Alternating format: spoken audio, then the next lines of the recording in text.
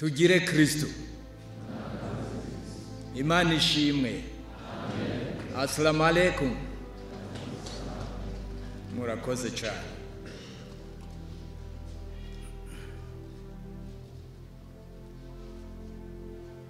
Uno munsi turahimbawe cyane no kubona isinzi ry'abantu bangana uku bashoboye kwitaba muri kino gitondo kare kare n'imbeho ukuntu yazindutse idukongataza mwegume ngo mwarayimenyereye.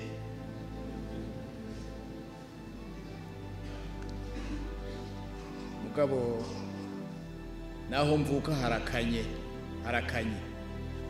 cyane, mugabo nta muyaga urimwo.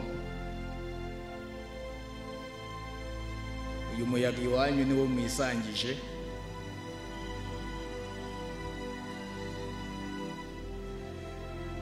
Rero tubashimire ko mwese muri benshi cyane, ndabona n'abandi bagitonze hanze binjira. Dushime ko mwatwitavye akamo twabateye mukitaba muri benshi.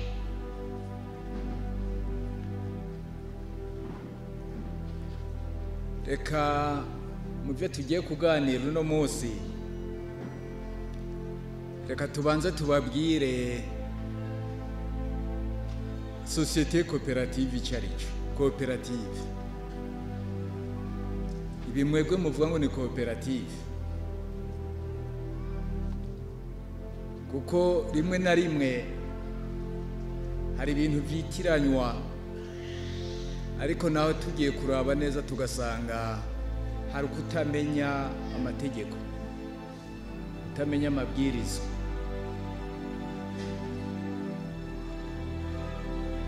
Hari igihe bavuga n'amabwirizwa naho nyene ntimuce mumenye ibyo ari byo, mukumva ko byose ari amategeko. Byose si amategeko kandi byose si amabwiriza. Amabwirizwa nibyo bita mu gifaransa loi. Amabwiriza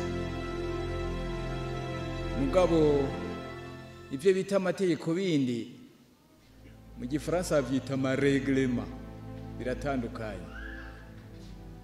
Mugabo kuri mwebwe si ngombwa ko kumbure mu bitandukanye cyane, kuko ntimunakenera kugira ngo mu bitandukanye mu mirimo yanyu, kuko uzinduka muri sangwe, uzinduka kwikorera imirimo, bikeneye kurinda kubaza ngo mbega nisungirihe, nisunga reglement cyangwa nisunga loi. We gusa urafata isuka yawe ukigira ku bikorwa. Ariko rero nubwo bimeze uko, aha hariho ibintu mutegerezwa kumenya. Coopérative, amakoperative iryo jambo murarikoresha, ariko amakoperative yaravuyeho. Amakoperative twarayakuyeho mu gihugu cy'u Burundi, kuko amakoperative yari yaratunganijwe yisunze ibwirizwa. Iryo bwirizwa riza kuvaho, rivanwaho n'irindi bwirizwa. Iryo bwirizwa ryavanyeho amakoperative niryo ryashizeho amasosiyete koperative. Naho bigenze gute? Kubera ko amakoperative twagiye gusanga ko impamvu zari zatumye amakoperative abaho, ashingwa, bigasabwa mu bushikiranganje bw'intwaro yo hagati. Bagiye gusanga rero ko impamvu zari zatumye amakoperative abaho, izo mpamvu atarizo bene gushinga amakoperative bisunga kugira ngo amakoperative akore. ahubwo tuza gusanga yuko amakoperative akora ibintu by'ubucuruzi kandi atariyo mpamvu nyamukuru yatumye basaba ko amakoperative ajaho. Nibwo noneho tubiravye hasi hejuru tuvuga tuti aya makoperative kubera ko beneyo bakora ibindi bintu bidahuye n'amakoperative, reka basi tworoshe. Ico ni kimwe. Ikindi cya kabiri, amakoperative nuko yasaba uburyo bwa leta akoresha biciye mu vyitwa ama exoneration, no kuvuga amahera leta yahebera ayo makoperative nko mu gihe bariko bararondera ibyo bakoresha hanze.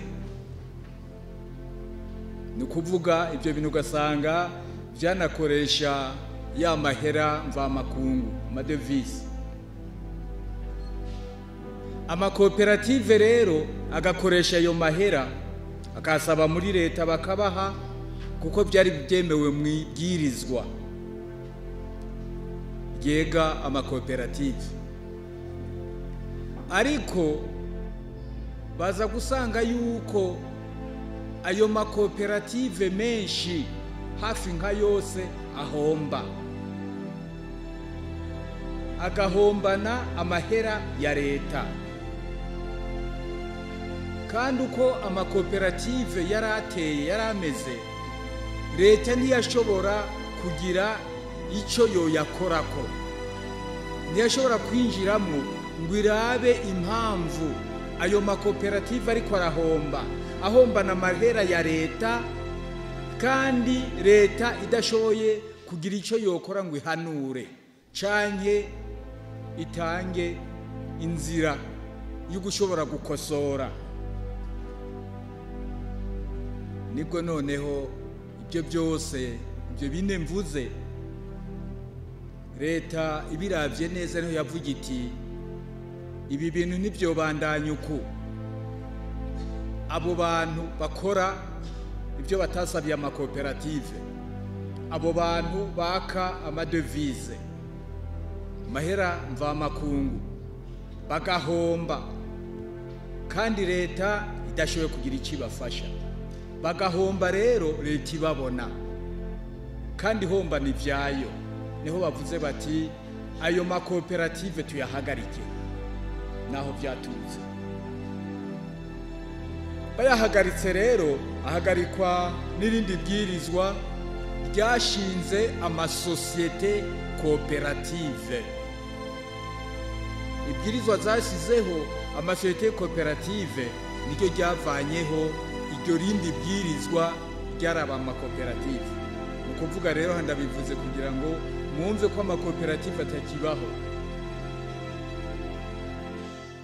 Noneho kubera iki twavuze tuti societe koperative?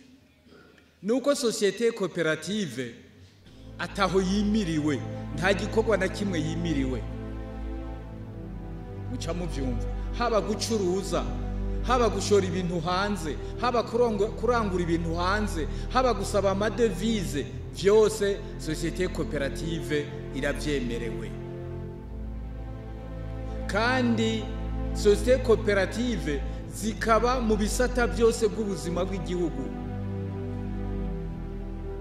mu bisata byose by'ubuzima bw'igihugu, haba mu bucuruzi, mu butunzi economique, haba muri social, mu mibano, haba mu burimyi n'ubworozi, eka mu bisata byose ko mushobora kuvyibaza. Aha rero ikibazo kiba gitoye inyishu. Mwebwe rero muri za Sangwe mumenye yuko uno munsi ijambo koperative ni murireke, mukoreshe societe koperative, ishirahamwe koperative, societe koperative niryo jambo mwebwe muteza gukoresha.